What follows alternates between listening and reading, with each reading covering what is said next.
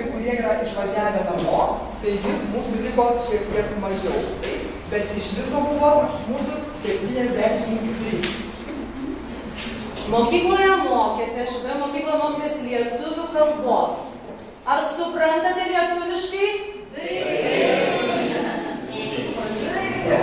Ar kalbate lietuviškai? Kristina kalbė. Ar kalbė lietuviškai?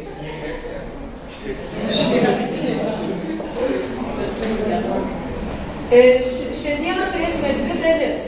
Pirmoji dalis – rimtoji dalis. Antroji – smagioji dalis. Rimta ir smagi. Pirmoji daly mes jums įteiksime kursų baigimo pažymas. Jūsų sertifikatus. Sertifikatai yra čia. Lietuviškai pažymos. Tai bus jūsų diplomai. Taip. Galime pradėti. Taip. Mes žinome, šiandien mes kalbame tik tai lietuviškai.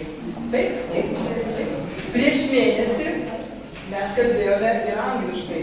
Dabar tik lietuviškai.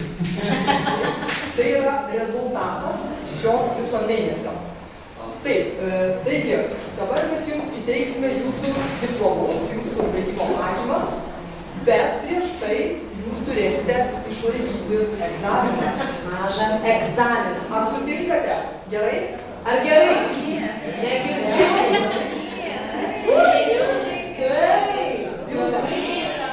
Jau egzaminas jau buvo, jau yra. Mes žinome. Bet čia bus mini egzaminas. Mini egzaminas. Taip? Ir jums padės jūsų mokytojas. Gerai?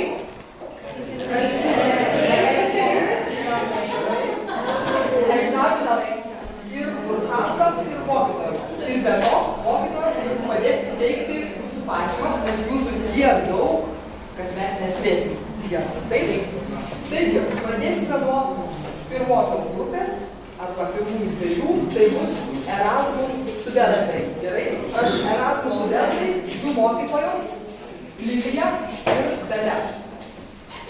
Su diplomais. Erasmus studentai ateina čia. Erasmus studentai, prašau.